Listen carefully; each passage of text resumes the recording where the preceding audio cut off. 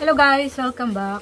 Abangan nyo pala mga kasari yung shoutout ko sa dulo ng video bilang pasasalamat sa lahat ng mga patuloy na nanonood ng videos ko. Kumusta po sa inyong lahat dyan mga kasari-sari store natin? Sana okay lang kayo kasi sobrang ulan, ilang araw nang may ulan at sana okay pa rin yung mga sari-sari store nyo. Huwag nyo muna isipin yung mga benta nyo kung matumal. Ang importante ay ligtas tayong lahat. Yung family natin, saka yung tindahan natin, saka ayan, ipag-pray natin yung mga kasari-sari store natin na medyo hindi pinalad kasi binaha. May nakikita akong post na binaha sila. So sana matapos na yung bagyong ito para makapagpatuloy tayo sa regular na pagtitinda natin.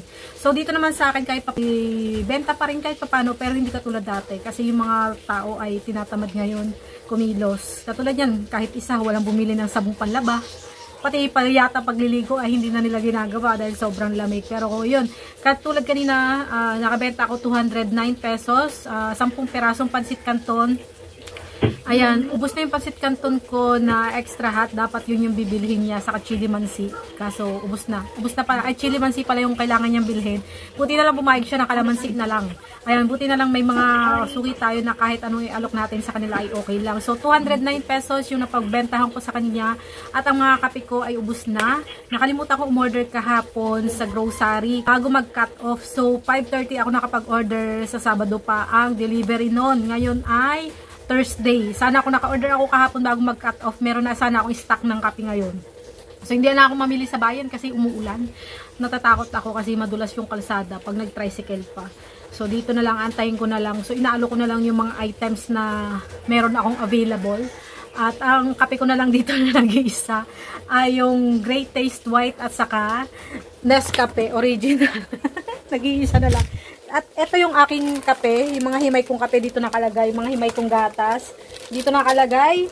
Ayan, ito na lang yung coffee ko black ko na sobrang benta. Wala na akong Nescafe Creamy White. Kanina may bumibili, lumipat na siya sa ibang tindahan. Siguro kung may magpapabayan or mamamalengke yung asawa ko, makikisabay na lang ako ng 2 tay ng mga kape na out of stock ako. So, ang kaganapan ngayon, maulan pa rin dito sa sa amin sa Batangas. Sobrang hindi na nagpakita yung haring araw sa amin dito. Sa inyo din ba? Pero buti na lang ay hindi kami nakakaranas dito ng pagbaha. So, maaga ako naligo ngayon kasi sinamantala ko na malakas yung tagas ng tubig dyan sa may trapal namin. So, binuhos ko yung tubig ko lang dyan sa harapan para mawala yung mga lupa-lupa, yung mga alikabok sa harapan ng tindahan. Tapos, medyo may baha dyan sa malapit sa daanan ng mga customer ko. Nilinis ko para hindi sila ma-discourage na papunta dito sa sari-sari store ko. Tapos, nung nakaraan kasi, nung umulan din nung nakaraan, merong nadulas dyan sa harapan ng tindahan ko, doon banda sa may pathway. Medyo malumot kasi. So, ang ginawa ko yung anti-lumot ko doon sa swimming pool kasi may nilalagay doon na anti-lumot sa swimming pool. Binudburan ko yung sahig. Kaso, ang problema, nawawash out din siya pag malakas ang ulan. So, useless din. So, hindi ko na, brinash ko na lang ng konti para mabawas-bawasan yung lumot kasi delikado para sa customer. Kanina nga, habang naglilinis ako, muntik na rin ako sa likod, madulas. Kasi malumot din yung pinakalupa. Sobrang kinis ng lupa, malumot. So, ngayon, ang sakit ng katawan ko, guys. Kasi maglalabas sana ako. Kaso, yung automatic washing machine ko, ayun, hindi ko alam kung bumigay na siya. Nag-on, nagpa-power on naman siya. Kaso, hindi ko mapindot yung wash, yung rinse, yung spin. So, tinawag ko na sa hotline ng Panasonic. Wala na siya sa warranty kasi 2 years na siya nung July 3. Na-purchase ko kasi siya July 3, 2023. So, wala na talaga siya sa warranty. At sobrang gamit na gamit ko kasi siguro yun. Kaya siguro napagod na.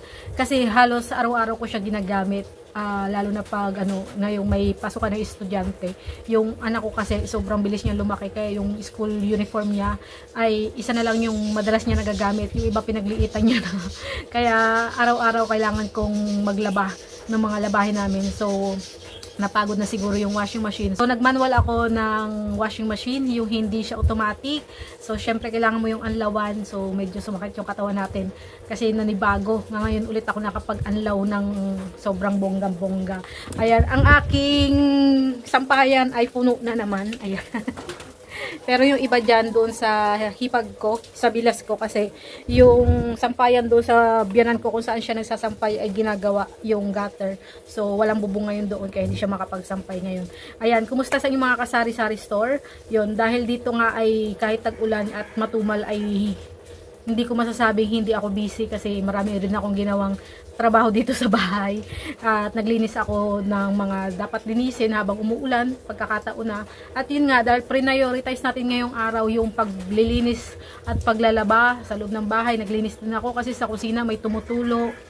Nilinis ko rin yung mga kawali na pinaglutuan ng spaghetti at pancit kasi birthday nung anak ko kahapon, kaya nandoon pa. So nauna kong linisin at naumpisahan yung bahay. Kaya ang ending, ang napabayaan ko ngayong araw ay yung tindahan ko. Ang dami kong i-display dapat kasi yung aking mga chichirya, ayan, kalbo na. As in, wala na siya mga kasari. Wala na siyang wala nang laman kasi masarap na yung kumain ng chichirya ngayong tag-ulan. Kaya maraming bumibili ng chichirya. So yung ating marites dyan, si ating CCTV dyan, hindi na siya gumagalaw. Hininto ko na yung kanyang motion tracking. Kasi minsan, pag may tao dito, hindi siya tumitingin kung saan-saan siya nakatingin. Pag gumagalaw yung chichirya sa taas, doon siya nakatingala. So, hininto ko na, tinuto ko na lang sa bintana. At yung aking mga i-display, yan ay galing sa delivery from Tindahang Tapat. So, ginanyan ko muna kasi wala pa siyang mga price para matanggal lang yung mga box dito sa ibaba. So, yan mga kasari. Para mamaya, ilalagyan ko yan ng price, saka ko siya ayusin ng sabay-sabay. At marami pa tayong i-display dito at meron pa nga ulit akong parating sa grocery app. Ito ay mga chichirya. Kulang pa yan kasi ayan nga, naubusan ako bago ko pa ma-display ito ay may out of stock na ulit sa taas na hindi ko na isabay. Ako nga pala ay nag-post doon sa ating group of sari-sari store owner at napansin nila yung aking mga juices dito, yung mga magic sarap ng mga malalaki. Wag daw ilagay dito sa tabi ng mga powder, mga detergent powder. So pinalitan ko na lang siya ng mga liquid detergent din para yun nga, para hindi ma-contaminate din. Pero matagal ko naman yung ginagawa, pero para sure na rin, para hindi rin tayo mabash. Ayan, ubos na ulit yung sabon natin kasi nung isang araw, nung time na umaraw-araw, maraming nagbilihan. Katulad ng hipag ko, konti lang yung nilabhan niya, pero ang naubos niyang sabon na liquid detergent ay kalahating dosena. Sobrang dami, tapos 8 pieces na Fabcon, pero konti lang yung nilabhan niya. Ayan, medyo galante siya sa pagbili ng sabon. Mga ganyang customer yung mga gusto natin, di ba? So, meron pa tayong hihimayin dito, mga kasari. Galing din ito sa Tindahang Tapat. Medyo marami-rami pa tayong hihimayin dyan. Ito naman, meron pa akong nitong stock na himay. Pinahimay ko sa mga anak ko habang bakasyon pa. Kasi yung college ngayon, wala pang pasok. So, yan yung mga order natin sa Tindahang Tapat. Champion Fabcon. May kanya-kanyang scent talaga tayong gusto. Yung kapitbahay ko naman dito, gusto niya lagi Sunrise Fresh, hindi yung nagbabago, Sunrise Fresh na Downy. At saka Ariel, yun lagi niyang binibili. Tapos Bareta na Speed Jumbo, tapos Zonrox na original, 500 ml na Zonrox. So yan yung mga binibili niya palagi. Pero may mga customer tayo na paiba-iba. Every time na bibili, iba yung powder. Marami akong in-order na Ariel, kasi ito rin yung gamit ko mga kasari. Pero ito hindi ko siya gusto gamitin. Feeling ko kasi mas effective magpaputi itong Ariel na original. Kaya ito yung madalas kong ginagamit. Ayan mga kasari, bago ang lahat, gusto ko muna mag-shoutout. Ako muna i-shoutout yung mga nag-comment sa mga nakaraan kong vlog. Ayan, mega shoutout kay Nanay Tess TV. Hello po. At kay Buhay Tindera Salsia. Mega shoutout din kay Helen Bosio Vlog, kay Ate JB TV, kay It's Me Jen Vlogs, kay Inay Rose and Dave Channels, at kay The Peel. Mega shoutout din kay Aisa Balmaceda. Hello sis, hello po sa inyo. Matagal ko na siya yatang viewers, sobrang tagal na. Ayan, kay Mary Ann Harin. Mega shoutout din na nag-comment sa nag-grocery ako, bigati ng order sa Shopee, kay Analiza Chavez. Mega shoutout din kay Elicia Abiera, kay Dorotea Manarang. Hello sis, palagi siyang may comment sa mga videos ko. Kay Ma'am Marilo Lubato, pa-shoutout sis, always full watching. Ayan, maraming salamat. Sana marami pang benta ang darating sa'yo, sis Marilo. Mega shoutout din kay Mami Perla Vlogs. At syempre dun pa rin kay Ma'am Dorotea Manarang. Hanggang dyan na lang mga kasari. Ingat po kayo. Happy selling kahit maulan. Happy selling. Linis-linis na lang tayo ng mga sari-sari store natin habang umuulan. Ingat po tayo. Bye-bye.